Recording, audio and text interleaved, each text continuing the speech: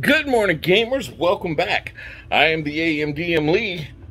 This is my cup of coffee, and you're watching Bridgwater Knights.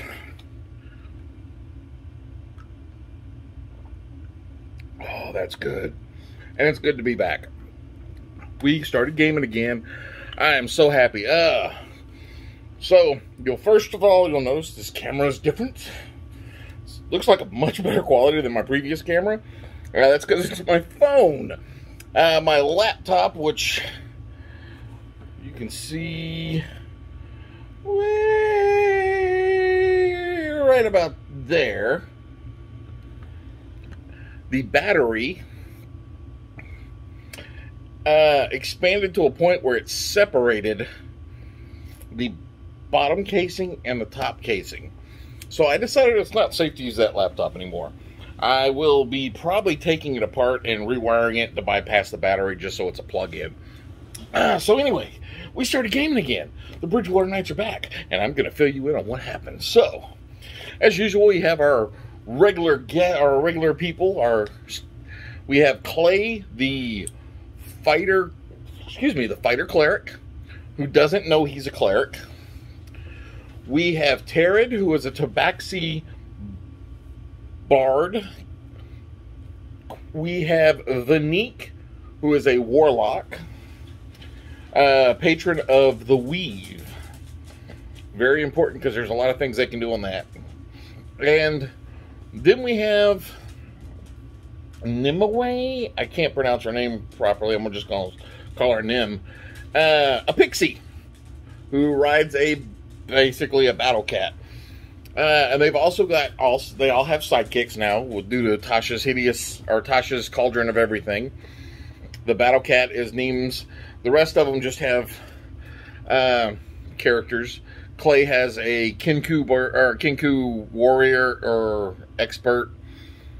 I think they all got warrior or either expert or warrior as their thing, as their sidekicks. So we start off the game. It has been roughly 2 years since the last campaign game, since Hamelita, they tried to kill the prince and everyone in the city council, and basically when she turned during the banquet.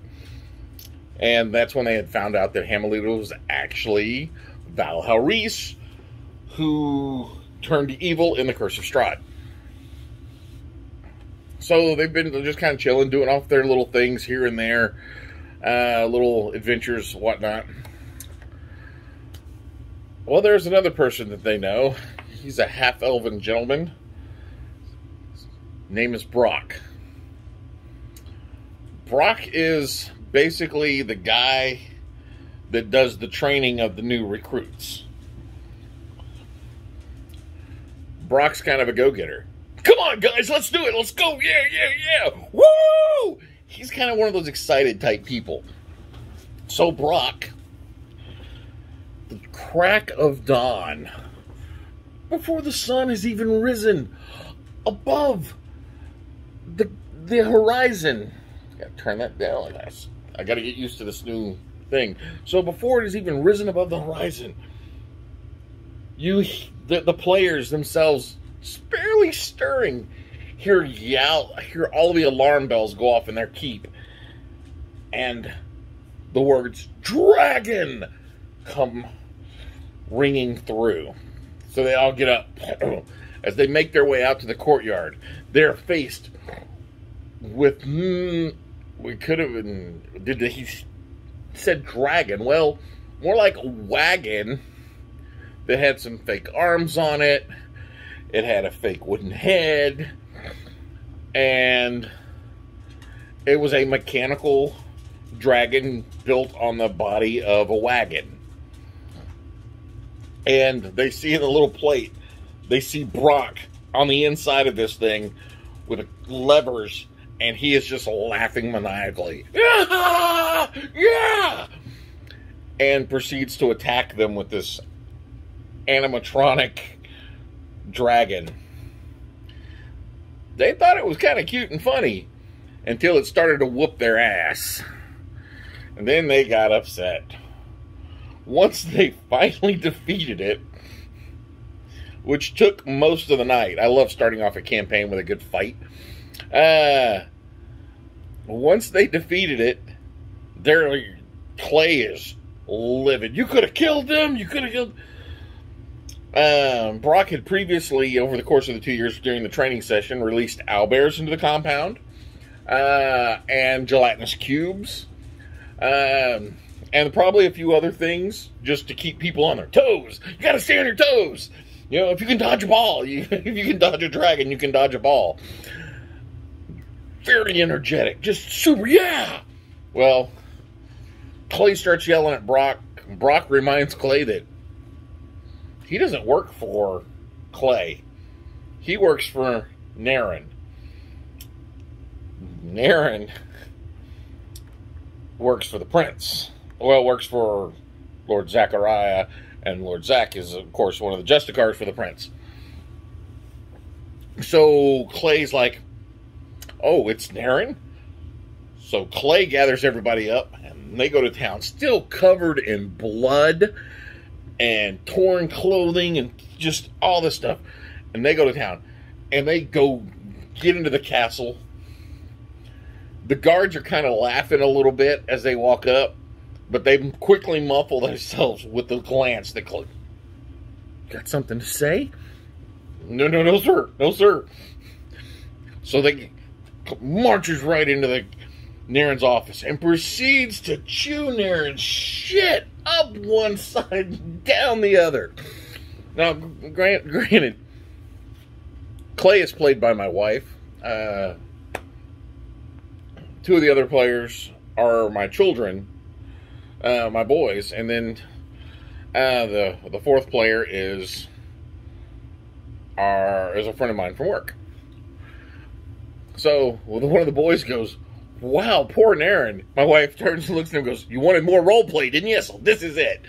Just tears into me. This was funny. I'm laughing so hard it took me a while to get back into the mindset of, okay, Naren doesn't really give a rat's ass at that point. He's like, it's what was done is done. Deal with it. I'll talk to Brock, but it's over with.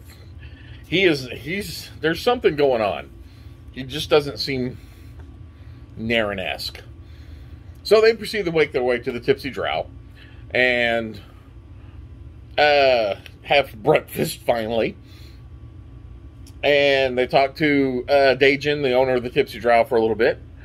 And he gets them all a good breakfast and goes, "Wow, yeah, Brock's a beast. He's a motivator.